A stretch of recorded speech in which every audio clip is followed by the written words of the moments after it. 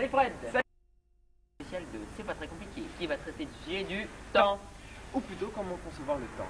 Nous allons étudier la question sous divers aspects. Le temps physique Le temps biologique. et philosophique. Oh, à propos, Jamie, je crois que nous sommes en retard pour aller voir le professeur Pasquale. C'est vrai.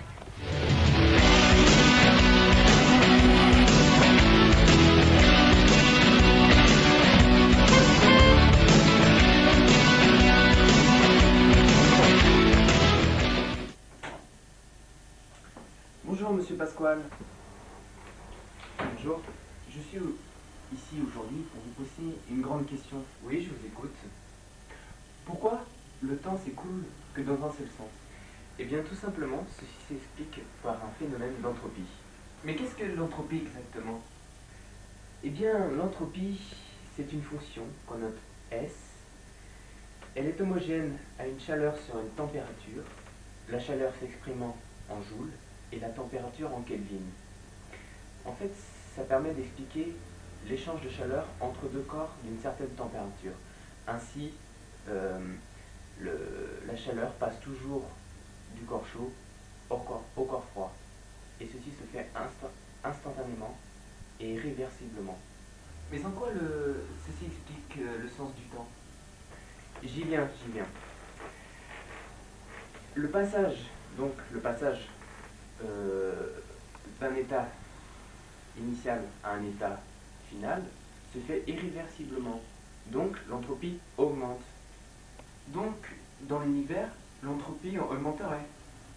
Effectivement, un système isolé thermiquement évolue spontanément vers le désordre, sans que cela coûte de l'énergie. C'est ainsi que l'univers va évoluer vers une entropie maximale. Puisqu'il ne peut qu'y avoir augmentation de l'entropie qu'au cours du temps, celui-ci se retrouve fléché. Par exemple, prenons un morceau de sucre et une tasse de café. Notre morceau de sucre est bien solide, bien structuré. Et lorsque nous allons mettre le morceau de sucre dans la tasse de café, celui-ci va se dissoudre. Ainsi, la dissolution apparente du morceau de sucre illustre bien le sens privilégié dans lequel le temps s'écoule. L'avenir et le passé étant par elle bien différenciés.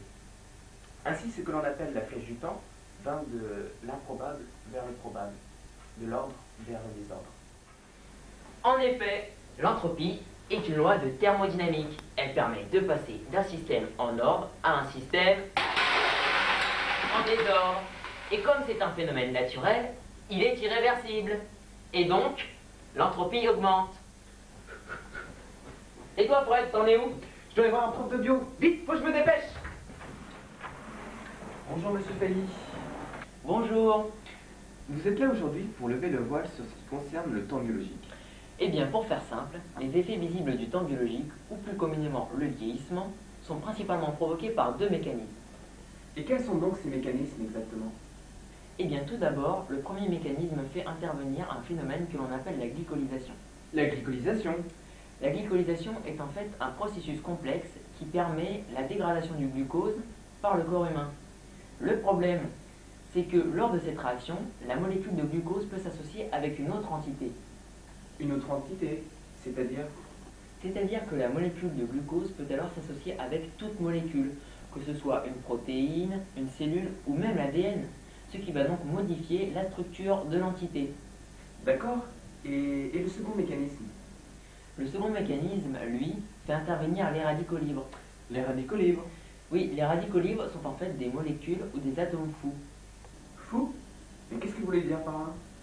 Eh bien, le problème d'un radical libre, c'est qu'il possède un électron libre. Et son seul but va donc être de marier celui-ci à une molécule proche de lui, et donc modifier la structure de cette molécule. Et l'autre partie de la molécule de départ? Alors, qu'est-ce qu'elle va devenir? Eh bien justement, ce sera le nouveau radical libre. Et qu'est-ce que cela veut dire, Fred?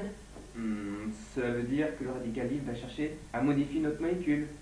Ce qui fait que c'est une réaction infinie. Exactement.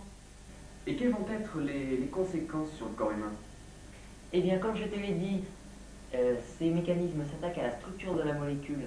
Et quand on sait que le bon fonctionnement d'une protéine dépend de sa structure, ou alors que c'est l'ADN qui peut être attaqué par ces mécanismes, Eh bien, les résultats sont simplement visibles chez toi, moi, le premier venu. Ce sont par exemple les rides, les fonctions vecteurs qui s'affaiblissent, etc. Et oui, lorsqu'un radical libre se présente devant une molécule, il réagit de la manière suivante. L'électron libre du radical libre va casser la liaison covalente de la nouvelle molécule pour former deux électrons libres. L'électron libre va ensuite s'associer avec celui du radical libre pour former une nouvelle molécule. Or, il résulte ensuite un nouveau radical libre qui va ensuite aller casser la nouvelle molécule pour s'associer avec un de ces électrons libres pour former ensuite un nouveau radical libre. C'est donc une réaction qui s'enchaîne à l'infini. Et toi, Fred, où est-ce que t'en es? Ah, il doit déjà être avec Madame Bonnard. Bonjour Madame Bonnard. Donc nous sommes ici pour parler de la relativité restreinte. Mais qu'apporte-t-elle au temps? Elle a été mise en évidence par Einstein et elle nous montre l'élasticité du temps, car le temps suivant les référentiels dont se trouve.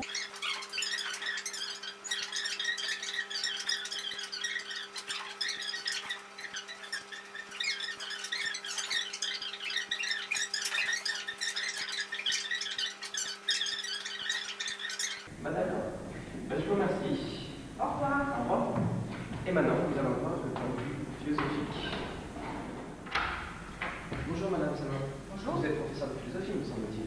C'est bien ça. Donc nous avons vu le temps de plusieurs points de vue scientifiques. Mais la philosophie dans tout ça?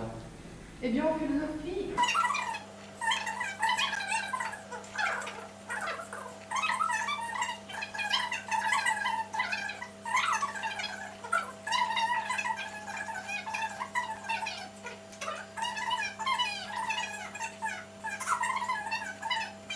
D'accord. toujours en fonction de l'œil.